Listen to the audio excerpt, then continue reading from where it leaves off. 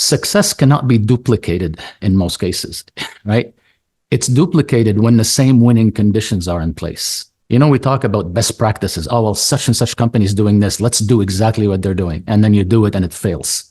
Well, it's like asking somebody what their camera settings are. You can't replicate using the same settings because their ambience different. Those are the best camera settings if you had this amount of light, this number of walls, and they're that far from each other. Yeah. Right? and that's exactly what I'm talking about. Back in my aerospace career, we would try things and they don't work because somebody else did them and they were successful, but they don't work when we try them. Well, that's because the winning conditions are not there. There's always winning conditions that you have to be in place.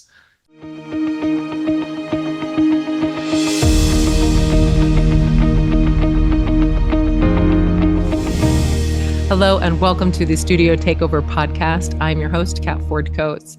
And today I am here with Bassam Sabbagh, a portrait and boudoir photographer out of Montreal in Canada.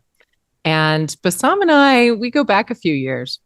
During COVID, when everybody was just desperate for connection, Clubhouse became a thing.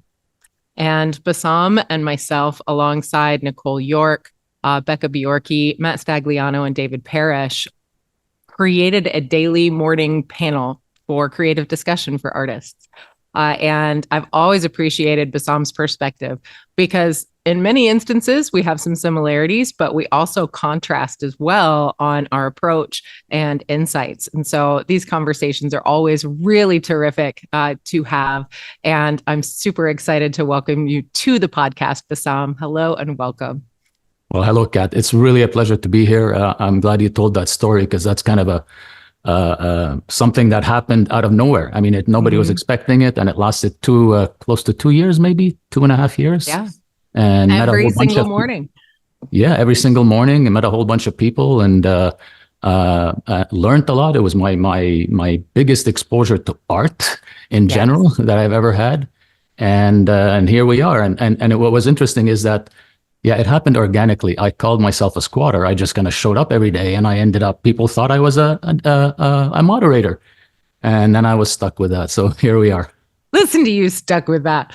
I was stuck with having these fun conversations. And, it was in a time where I think people sort of didn't even realize how much connection they were missing. Exactly. Because everybody is on lockdown and they're at home. And I don't know about you, but for me, I was just in my backyard every day drinking tequila. And eventually that had to give, right? Being able to connect with other creatives and have meaningful conversations on a daily basis really kept me sane. And funny story, I still kind of get the memories in my mind almost every Friday morning. Because I do the cleaning around the house sometimes, most of the time. And every Friday morning, I used to be on Clubhouse while I'm cleaning toilets. So now every time I'm cleaning toilets on Friday morning, I think of Clubhouse and you guys. I wonder how everybody's doing.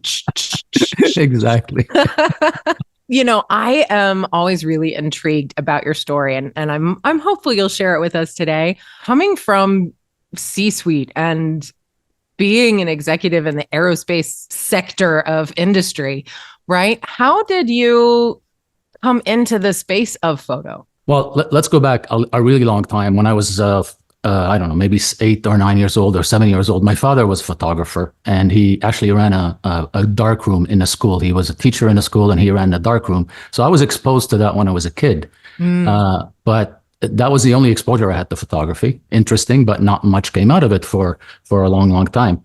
And I'm an engineer. I never worked as an engineer. I was always in management, and I did my career. I was 50 years old before I discovered photography as such. So a long time from my exposure to it up to where I actually got interested in it. I was working in a private jet industry and in the third largest company, aircraft manufacturing companies. I had a pretty big job, and I had a long career, and I was leading major parts of the organization, managing 3,000 people, working on aircraft development programs, developing really sexy, expensive, luxurious private jets, right? Oof. At the age of 50, I was sitting at home at Christmas once and talking to a friend from work, and he was taking pictures of his family, and he was posting them, and he convinced me to go buy a camera. So I went out, bought a camera, And long story short, over the next 6 months, I was traveling quite a bit to Europe mainly.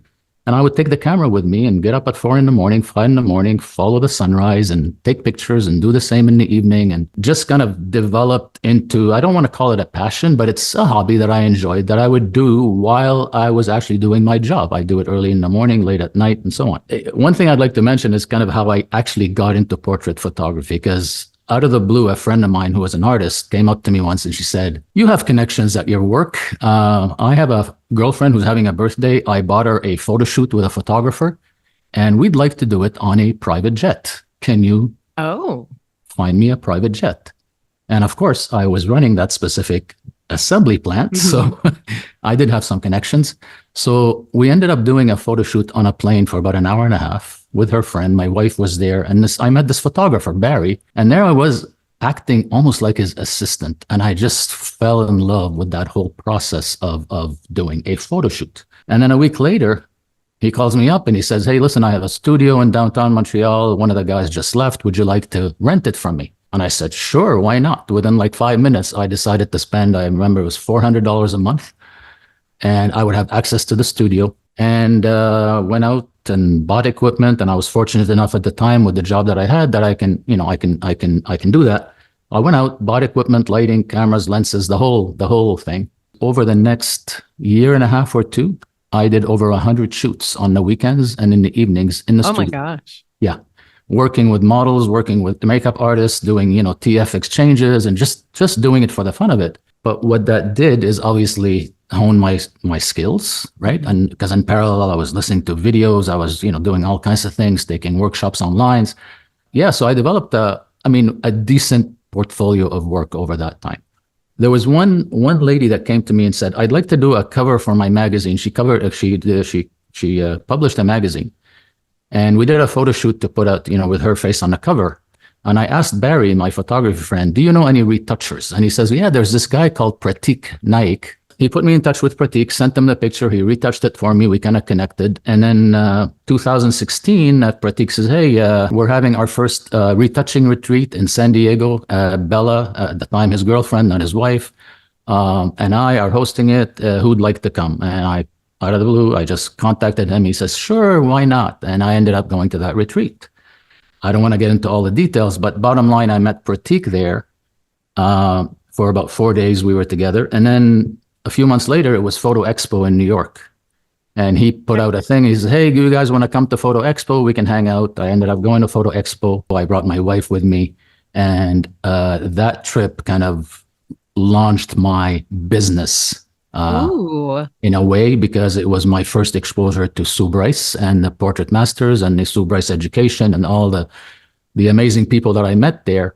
And when I came back home, within 2-3 weeks, I had the business ready to go. I just applied everything I learned to a T, all the fundamentals, and I put them in place as if I've been in business for years. And the rest is, I don't want to call it history because there's a lot more since, but that's essentially how I got into it. You kind of see how certain people in life you meet, and then they lead you to others, and then they lead you to others. Mm-hmm. And like every connection you make could be the one that has an impact on you, whether it's your business, your life, and so on. Now, the year that you went to PPE, Photo Plus Expo in New York, was that 14 or 15? 16. Oh, that was in 16. Okay. Yeah. Because I went to PPE in October of 15. 2015, 16 is 8-9 years ago. It's almost 10 years ago. So you spent that first little over a year, right, building a portfolio. You connected with Pratik and, really kind of building out those fundamentals to build a business. Where would you say that you have taken your business from that space, right? From being in that executive leadership for a private jet manufacturer into, oh my gosh, I have a studio now. I'm building a portfolio. Yeah. Oh, here are fundamentals. Now I have a business and it runs like clockwork. What does that look like? Yeah, well, there's kind of a little bit more to the story. I also, when I left my company in 2015, I made a conscious decision that I'm going to do 3 things going forward. Right, it's going to be business consulting. I wanted to use some of my experience, business consulting, leadership coaching, and in the sphere of small and medium companies. helping companies get structured, get organized, putting the fundamentals of the business together. So that's kind of one thing I wanted to do. I wanted to do photography as a business also, not just pursue it as a hobby. And the third part would be just enjoying kind of a semi-retirement, enjoying my wife, my family, and so on, and traveling a bit, right? So I did those three things in parallel. And until this last year, I've been doing them in parallel, but I just made a decision recently to kind of stop doing the consulting and the business and just focus on photography because it gives me a lot more joy today than any of that. But it was a bit of a difficult transition because when you don't have hobbies, when you're fully dedicated to your job, obviously my family also, but 25 years of dedication to a job, working really hard, you kind of identify with that. You identify with who you are. You identify as a VP, whatever, in a corporation. And all of a sudden to turn and say, well, I'm a photographer now, there's a transition there in terms of identity, trying to figure out. Took me 2 or 3 years to be able to say I'm a photographer, right? Sure. Well, I mean, that's ego too. There's not VP attached to it. Yeah. I could see how that transition probably was challenging. Yeah, it is. And then you realize that at the end of the day, people are always looking for things that give them joy. And if they can't find them, they're always looking for them, right? And if they don't, they're struggling. And what I realized through some coaching and some thought process and so on is that even though I was senior leader in our organization, I was never really driven by performance in the company, the delivery of aircraft, profit, month ends, meeting objectives. I mean, I did them because it was my job. But what really gave me joy was the connection I had with people, my employees, young leaders that are growing in the organization. And that's where I started my coaching, kind of internal coaching. And I had an open door policy where people come in. And what gave me joy was the impact I had, whether it's small or large, on these individuals that kind of interacted with me. And when they left that interaction, that somehow they left feeling better than when they walked in. That's the best way to describe it. Sure. I realized that this type of photography that I gravitated towards gives me that exact same feeling. At the end of the day, your brain doesn't really care where you get that feeling. It just knows it's there or not. So whether you're sweeping the floor or whether you're doing photography or you're an executive in a corporation, if you have that feeling, it doesn't really matter. When I realized that, I was at ease with it, I guess. One of the things that I really have come to appreciate for probably the last 6 months, it's my job to feel good, right? Whether I'm teaching, whether I'm shooting, whether I'm recording, whether I'm cleaning toilets, right? It's my job to feel good. So I've kind of taken that to heart in a way where especially when it's a task that I'm not necessarily jazzed about, right? Is let's put some dance into it, right? I'll put in my headphones and drop some Eminem and let's get down to business, and just make it really fun. Because you're right, your brain doesn't know the difference. And as long as that feeling is attached to the thing, then we're really in a space where, oh, okay, this is how I want to feel about everything that I do. Yeah, exactly. And then kind of to come back to your question, I was in the luxury business where I worked. We were developing business jets for the rich and wealthy and high net worth individuals. And I was exposed to that world, right? I bespoke design and quality goods and leathers and interiors and requirements and so on. And also the customer experience and so on. So kind of that fell right into, the business, the photography business being a luxury service oriented business, right? And that's one thing that helped me in that transition and made me connect with that whole business model of being of service and realizing that that's what we are. And then things happen. I ended up owning that studio and renting it to other photographers. And then we built a house.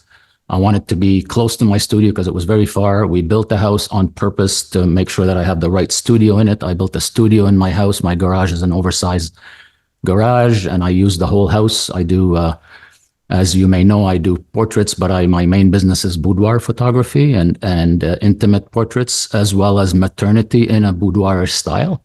Okay. And I do personal branding also. So I use the house extensively. So when I do a shoot, I have access to a studio, and I also have access to all the rooms and hallways and so on, and the furniture in the house. I kind of moved into where I am now, where I run the business out of my home and everything happens in my home. I rarely do anything elsewhere. Yeah, so that's kind of how I transitioned into what I do today.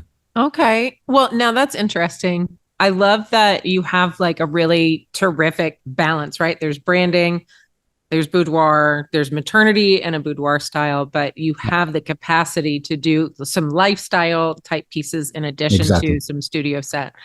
Um, and you know, back in the day, the photography industry was very much male dominated. And one of the things, and I do believe that Sue Bryce had a really big part in this, but bringing women back into the equation on the professional side of things.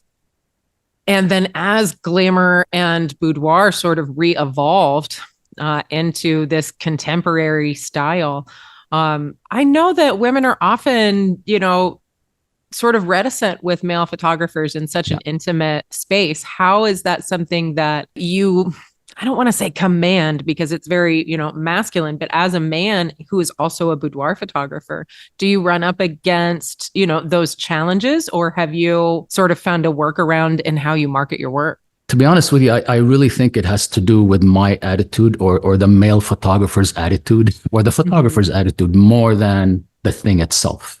I'm oblivious to it is the best way to kind of describe my attitude.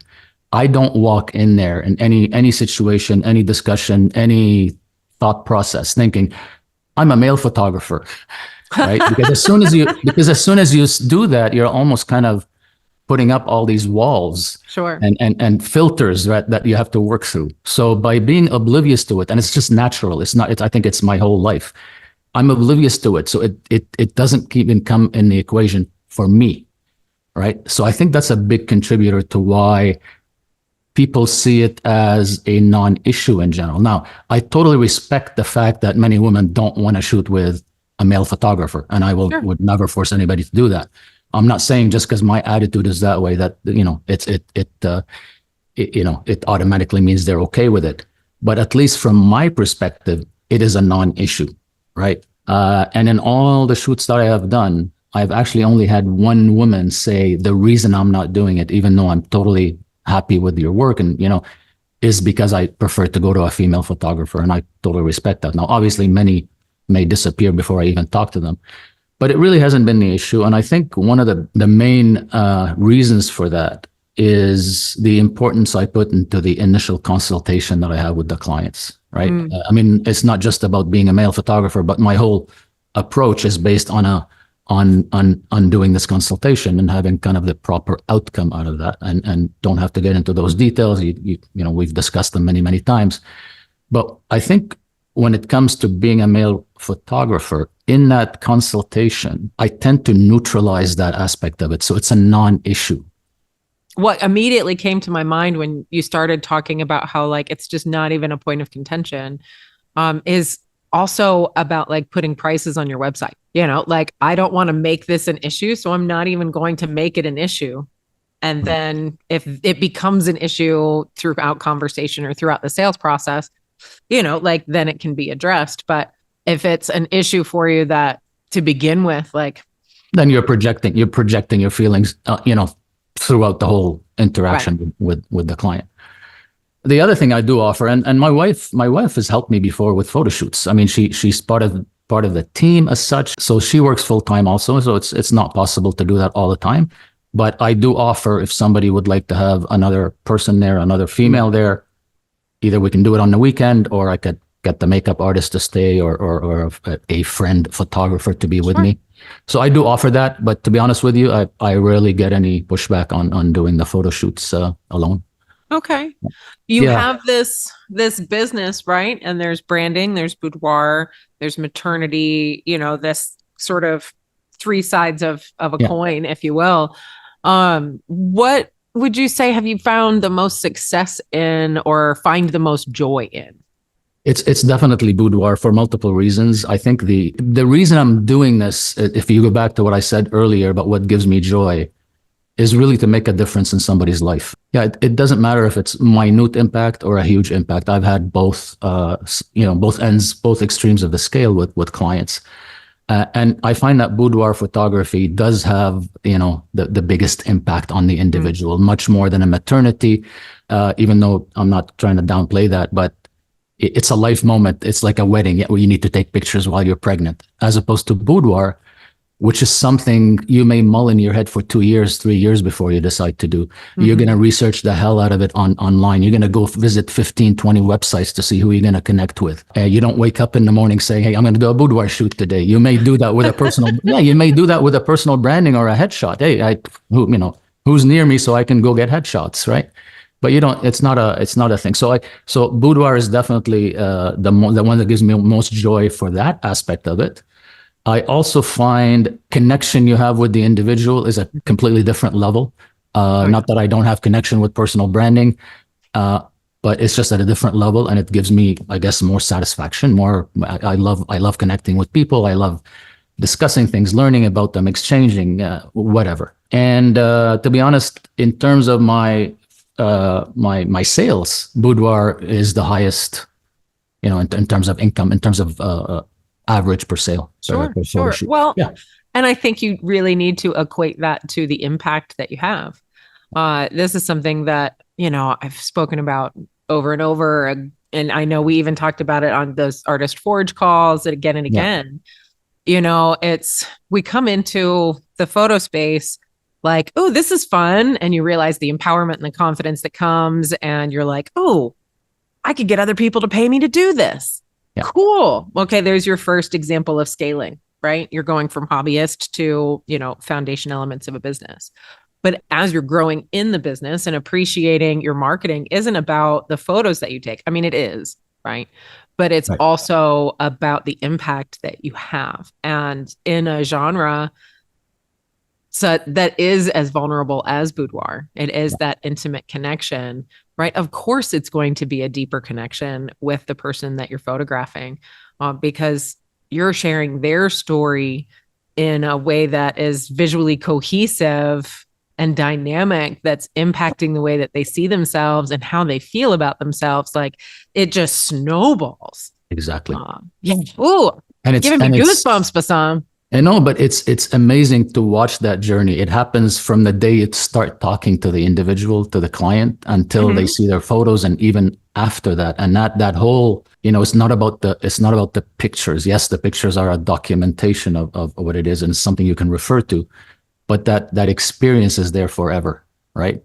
And the impact sometimes is huge. I've witnessed individuals that I had one client say, I define my life as before photo shoot, after photo shoot. That's how impactful it was for her. Wow. Right. And she used those words, right? So that is incredible when you think about it. I've had a client's husband.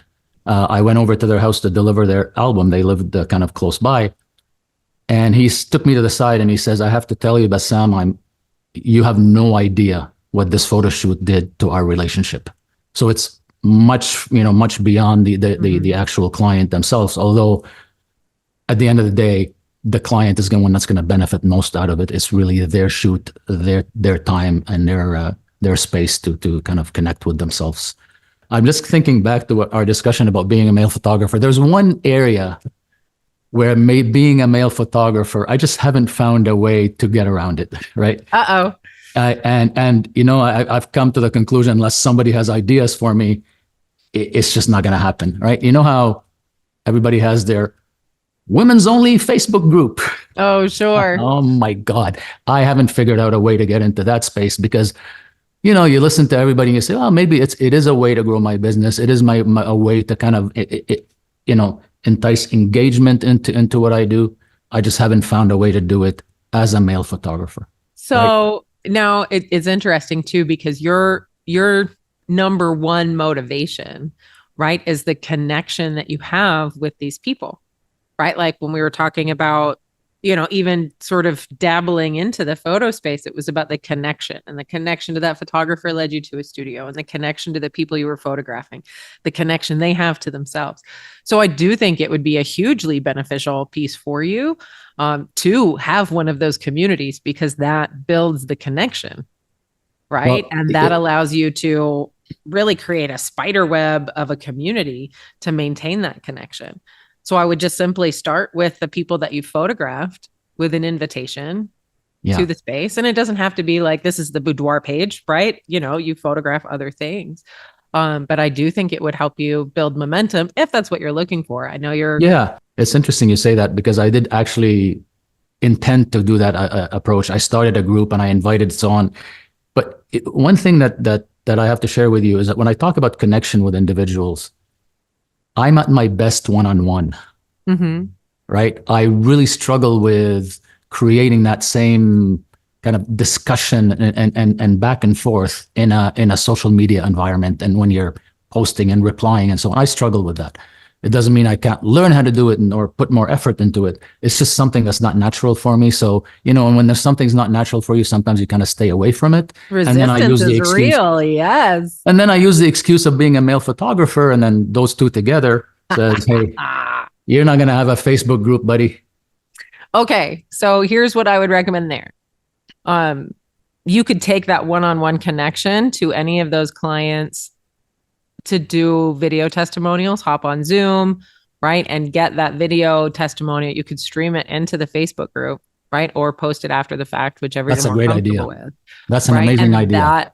That allows people to connect with your energy as you're in a one-on-one situation. And then the posts are really just about engagement, right? And connecting other people and just treating it like, like you pose questions, right? Yeah. But it's really more like in my private Facebook group, it's always just been like silly memes, selfie day, and then have the conversation testimonial, rinse and repeat. And then we would host contests and things around like invite your friends for, you could win $1,000 gift voucher at the studio, that kind of thing to really build that community from there. So that's the trials and tribulation of a male boudoir photographer. Well, trials and tribulations, but you found quite a bit of success in this space. Yeah. There are a lot of, and not necessarily just boudoir photographers, but photographers across the board who aren't finding that success. And whether we're talking about 1, 2, 3 photo shoots a month or 8, what would, if you were speaking to somebody who's sort of beginning in this space, you went through and you spent a year building a portfolio and then started to lean into the sales and creating the business aspect of it. You left a career and transitioned. What would you advise to anybody who's like, I just can't get it to catch? Like, how did you just sort of saunter into this, and find this success? I think 2 pieces of advice that I would give. Number one, running a business or almost anything you do is all about the fundamentals, right? You really have to understand what are the fundamentals of that business. Not only understand them, but now realize and know how they work together, and that you can't have a business where they all have to mesh together and work together, right? A successful business has many aspects of it and they all have to work. Right. So the advice I give is figure out the fundamentals and make sure that you put them all in place. Now, fundamentals it's like a house. You have to have a foundation, you have to have walls, you have to have plumbing, you have to have electrical system. The house won't work without all these things. Make sure they're all there. Now, after that, you can figure out, well, do I paint the wall green or yellow or red or in this type of faucet or that type of faucet? And I think one of the things the traps we fall into when we're entrepreneurs and when we're starting a business and we're not experienced in it is that those are the things we look at as opposed to try to figure out the fundamentals. And then we start asking people, well, and you see that in Facebook group, and nothing against those questions, but do I paint the wall yellow or red? Okay, well, before what kind of wall do you have, or do you have a wall? So is there really a wall there, or is that just a curtain? Exactly. Or does it have to be a wall, or why do you need a wall, and all that? So I give the advice of, I'd rather have, let's say there's 5 fundamentals that got to do in place. I'd rather you have all 5 of them at 20% maturity than have one at 100 and the other 4 at 10. Yeah. Right. Because at least you can see how they all work together and then start playing with the different aspects. Yeah. So that's one advice, which leads me to the second one, which is I call the art of figuring things out. You got to learn the art of figuring things out, right? Because you're going to get so much advice and 90% of it is not really going to help you. right? You got to figure things out on yourself and only get advice when you're stuck on one specific thing, right? As opposed to get all the advice in the world and then you're kind of lost in that. So yeah, so what's the art of figuring things out? It's all about curiosity, resourcefulness, and a little bit of critical thinking, right? You put all these together, and that's what I call the art of figuring things out. Oh, 1000%. Because, we come into the space and I remember, being in like, okay, people are trying to pay me to do this. I want to get creative and like, I just want to shoot anyone and everyone. And then it was like, oh, okay, I need to be able to charge for this. Not thinking about, well, what process am I going to take clients through? Is it wham, bam, Right. Thank you, ma'am? Or is there, a higher end experience? How do I even determine what is going to work for me? Or is it just, do I put a price tag of $300 on it and, hope it's enough? That seems to be what people do. And then come to find out 2 years later, like I was just overwhelmed and burnt out. And sure, I was allowed to be creative, but I was hemorrhaging cash.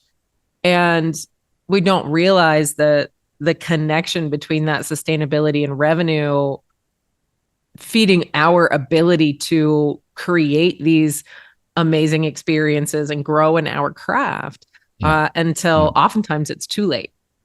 So and that's so important. And that comes down to, another bit of advice that not only from me, but it's kind of out there, is set your value up front, right? And this is where you need to, set it, even though you're not comfortable charging those amounts, right? Set your value at what it should be. And as you start, there are multiple ways to charge less. And we're not going to go through them all here. And when you set your value, you kind of work towards it and you gain more confidence towards it. But at least you're explaining to people, you're showing people what your value is. And then you have a logical explanation why, well, I have a special, or I have a campaign or something or I have a personal invitation. Yeah. Whatever it is, a coupon. I mean, there's many ways of doing it. And that's where people struggle. It's trying to figure out what that value is. And that's where, when I heard about this business model, that we're talking about, that was relatively easy for me. I mean, I said within 2-3 weeks, I had the business going. The first thing I did is I set my prices exactly as was suggested. Same. Right. And I can tell you, my first 4 shoots, I got my middle package, which worked, right? And it just proved that. And it's mind-blowing, right? Because at the time, we both came up through the portrait system when Sue Bryce was there and actively being, mentoring. And that price point, I think at the time was like $1,200, $1,800, $2,400. Exactly. That's it. Right. And all of a sudden it was like, somebody just paid me $1,800. Yeah. Oh my God. Yeah. I think for the first 4, I averaged 2,100 because I had a 1 or 2, something like that. I can't remember. It's been a while, but yeah. But then it not only proved to me that it's doable, and I have to say, it proved to my wife that it's doable, right? Yes. So because some people struggle with their family telling them, are you crazy? You can't charge that much. You can't blah, blah, blah, blah, blah, blah, blah. Right. Well, that instant, I was fortunate enough to get that instant kind of success in a way that just proved that it's doable. And that kind of repeats as you grow, not just grow the business, but grow as a business person. More recently, my average has gone up quite a bit. And when you have this big sale, right? And then you have another one, then you say, well, why am I bothering with the lower numbers? Like if I can get 1 person, if I can get 2, why not just focus on what were the winning conditions? That's the other thing I always recommend or talk about when people ask me for advice. Success cannot be duplicated in most cases, right? It's duplicated when the same winning conditions are in place. We talk about best practices. Oh, well, such and such company is doing this. Let's do exactly what they're doing. And then you do it and it fails. Well, it's like asking somebody what their camera settings are. You can't replicate using the same settings because their ambience different. Like those are the best camera settings if you had this amount of light, this number of walls, and they're that far from each other. Yeah. Right? and that's exactly what I'm talking about. Back in my aerospace career, we would try things and they don't work because somebody else did them and they were successful, but they don't work when we try them. Well, that's because the winning conditions are not there. There's always winning conditions that you have to be in place that's part of the art of figuring things out, that critical thinking part of it, right? Which is what needs to be in place for me to be successful with what I just learned, and how do I make it my own? Mm-hmm. Right? Well, and, when we were in that education and coming up, and then, focusing on what were those winning conditions. Obviously, I have proof of concept. How do I replicate this and grow more? Right. And you start to realize, like, well, the more money I make, the more time freedom I have, the more time I have to work on my craft outside of client work. And if that is a goal for you to really elevate on the craft side, and that's really, once I had proof of concept on, I think it was once I hit a $2,000 sales average for like 3 months, 4 months consistently, I was like, that's it. And I took my bottom package to $3,000. And I was like, no looking back. Bottom package, $3,000. We'll go up from there. And recently, I put out the gist of the business model and how I approach both portrait and branding on Instagram. And, it's been running, and I'm starting to catch a lot of negative Nancy's and some hate. And because, it's like, this should be criminal, this should be illegal. And so, why are you, I think the comment was, why are you playing guru? So-and-so doesn't even charge this much. And I remember thinking in my head, and I was like, oh yeah, no, that educator's awesome. I love his work. But I don't care if you double the quantity, right? I don't care that it's 10 images for 3,000. It could be 20 images for 3,000, whatever it is that you're comfortable with. But I had to take that bottom package to $3,000 just to know in my head, like, all right, that's the barrier to entry. And it allowed me to be generous to get people in the door, because offering promotions, running campaigns, things like that, like, I wanted to be able to give people a low barrier to entry to come in and say, like, look, you can double that amount. Like, if the session fee is $500, you can double that on your image selection. But when I was below $3,000, anytime I would make an offer like that, I was losing my profit and hoping that I made it up in volume. Yeah. And that was so stressful for my world. Like, oh God, I hope I hit my targets. And, like, when you're running campaigns at that space with a lower dollar amount and trying to incentivize with a value toward purchase, like, it's just, oh God, we're all going to die. So I'm struggling, that subject that you brought up, I before we got here, I was thinking maybe we could discuss, because that's the part I'm struggling with, but I find no reason to do something about it. And I'll tell you what I mean by that, right? I started with the pricing, the original pricing that you talked about, 1,200 or 1,250, 1,800, 24. And then I moved it up quite a bit. After a couple of years, I moved it up, maybe after 2 or 3 years. And not only did I move it up, I created a fourth package. I used to have, and again, I'm just going to use numbers just to give you an idea. I used to have an average about $2,000, $2,100 back in the days. And then all of a sudden, I got a string of customers, and for a period of time, and since then, I'm averaging over $3,200. Fantastic. Right? And lately, despite the fact that I still have my lowest package at $1,500, right? I've never sold it. All right. I'm getting more of my fourth package, which is my biggest package, than anything else. And one of the reasons for that is that the way I shoot, the number of themes I shoot. Clients have a hard time getting the number lower than 30, which is my largest package. Okay. Right. And when we get to that, I'm quite generous. Once they get and they say, hey, listen, this is what I'd like to purchase. Right. Then I'm generous with extra photos, because whether it's 30 or 32 or 35 at that stage, I got my biggest package. So I'm consistently getting my largest package sold, and sometimes the one just below it. But I'm having a hard time letting go of that first, because that's kind of hey, my packages start at 1,500. It's just more easily digestible. All right. But I don't see the negative impact of that yet. Right. Before I dig into that piece, you're finding success because you're offering so much in that top collection, right? Which will allow you to speak this more fluidly, because You have proof of concept. It is actually true and not just something you're scripting, hoping people will understand. But how much is your a la carte? Like individual images? Oh, don't go there because you're gonna hate me for that because my a la carte is only $200. I've never sold anything a la carte, Okay. and my math works. Okay. And I know my math works, but every piece of advice I get from the team, from the community is, oh no, that's too low, right? Well, but the math works. So talk to me about what's in that fourth package. So the fourth package, my largest one, is 30 pictures, 12 by 12 luxury album, digitals that go with what they purchase, 30% off my wall art, and a client for life, meaning you won't pay the session fee next time you come. And how much is it? $37.50. $37.50. And so that basically means you're down to about $100 an image.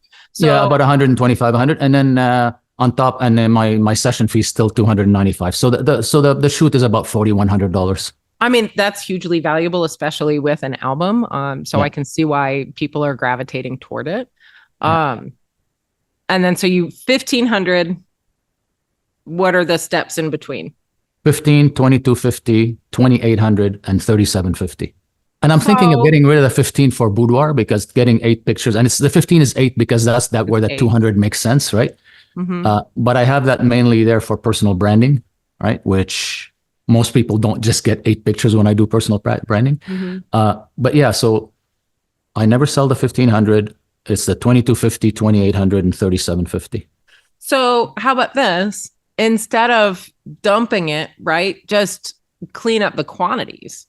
Explain to me the difference, because to me it's about the same work, right? And the math works behind the value per image. The math works, but remember, confusion brings conflict, right? Okay. So when somebody is confused about something, they automatically bring resistance. So while you think the $1,500 is doing you a favor, people are going 8, 16, 24, 30. Like that's like keep the math simple. So if you had that bottom package at 10 images for 2,000, it's still $200 an image, right? And then the math is easy. It's 2, 3, 4. So it's $1,000 in between each package. Yeah. And then everything after that, right? You've got 30% off wall art. And then every additional package of 10 is $1,000, keeping at that $100 pace per image. So the math is still there. And then if you wanted to, as you're stepping into the value of my bottom package starting at 2,000, however, most of our clients purchase my top collection because that's where they find the most savings per image and the additional incentives toward wall art. Because it's true, they do. But where I'm trying to understand what you're saying is, you say the confusion. I've never had anybody confused about the pricing. It hasn't been an issue. It's just, I'm not trying to embellish or brag about it. I'm just saying that it just happens, right? We never talk about the 1,500. All we talk about is, well, if it ain't broke, don't fix it. Right. Where I am kind of, I don't want to say struggling, but challenged is making that price higher. So if I'm selling at, if I'm doing $4,000 per photo shoot, why not 5? Why not 6? That I still have a hard time getting up to that level. Because for me, it's not about the number of pictures, it's about the value itself. So I would rather raise the price and keep it at 30 pictures than make it 25 or 20, and keep the, I'm not saying to decrease the value. But I'm still struggling with that. I'm still, maybe the increased in average sale isn't actually about the way your pricing menu is set up. It's through your sales process and how you're making that image selection with them. The way that I teach it, we do an immediate image selection after the shoot, but I've had many photographers and even my associate photographer have people come back for, a reveal session. But you show them everything, because when they're able to see the blinks and the out of focus and the misfires, that shows them, like when they see something that is curated and intentionally shot, that gives them more value in that because they can see the disparity between the two pieces, those two frames. Yeah.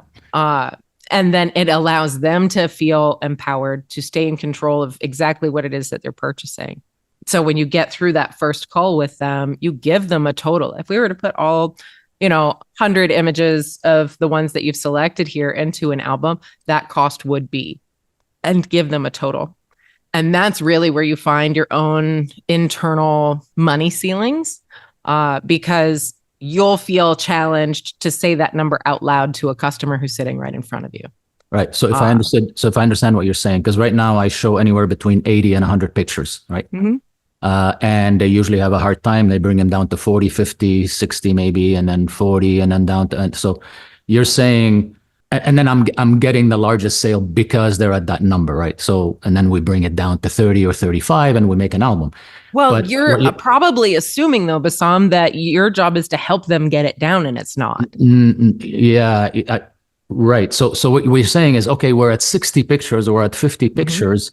If I were to offer you those 50 based on, on the pricing and the album, it's going to be $6,500. And you're saying that by saying to them that, hey, okay, so you've chosen 50 pictures based on the pricing, it's going to be $6,500. And by saying that, automatically they see the value and you can get away with charging more than your package price. In other words, more than bringing down with the number of pictures to your package price. Right? Yes and no. There's a couple of things that occur.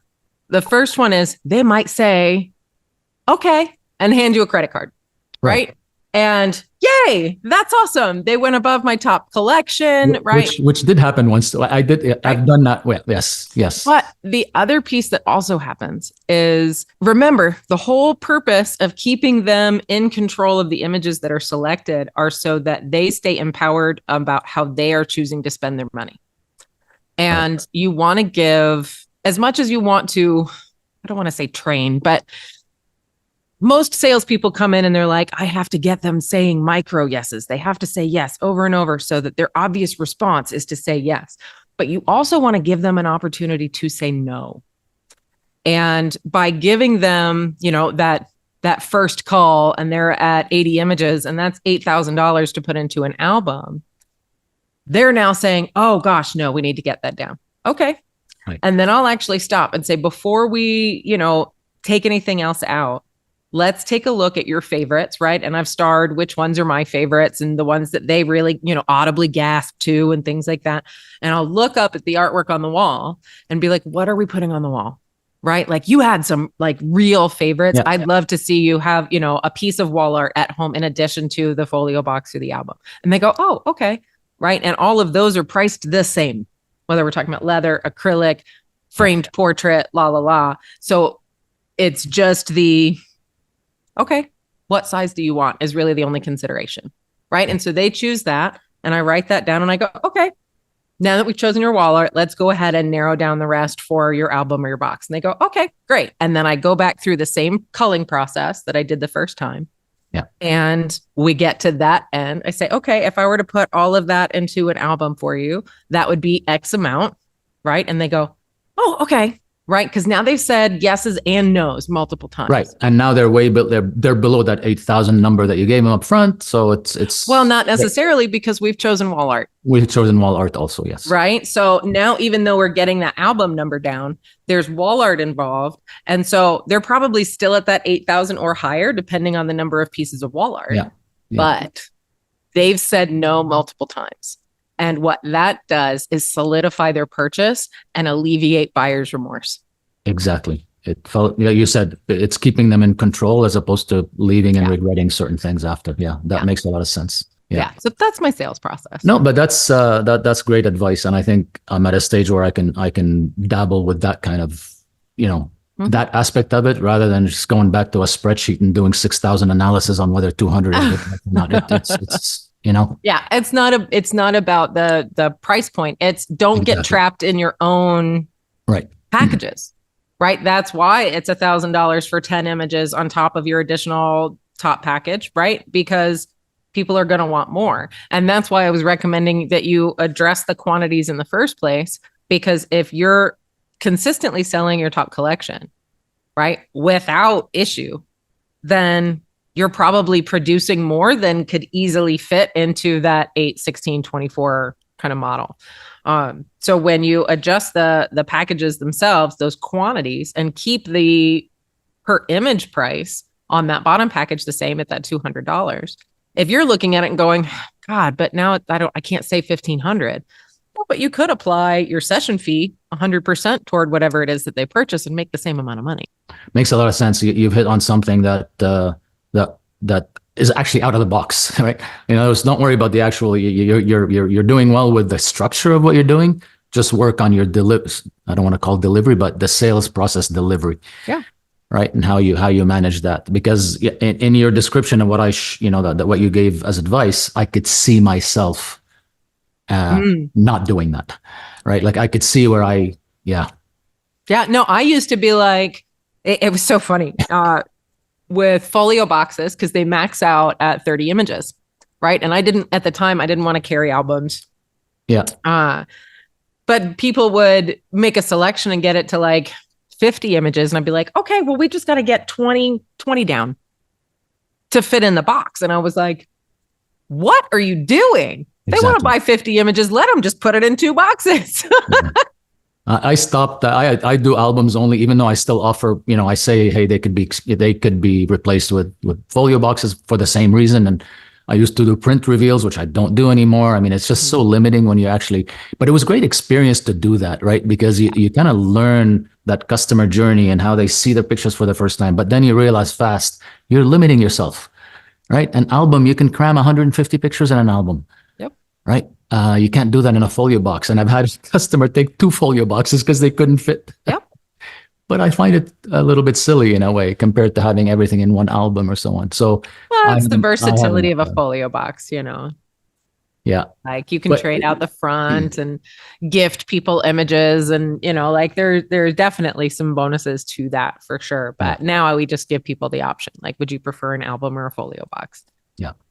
And the fact that I do more boudoir than anything else, usually boudoir kind of fits better with an album than a folio box. Yeah. Albums and wall art for sure for boudoir. Absolutely. Yeah. So.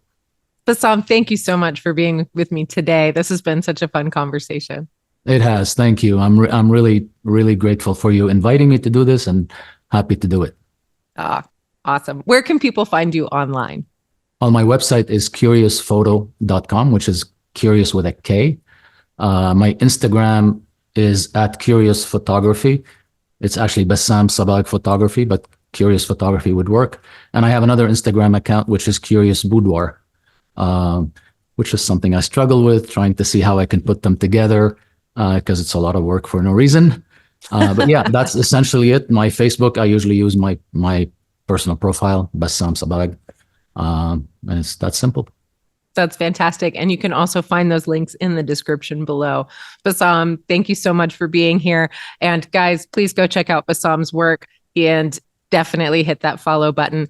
Thank you so much for being here. And we will see you next week on the Studio Takeover podcast.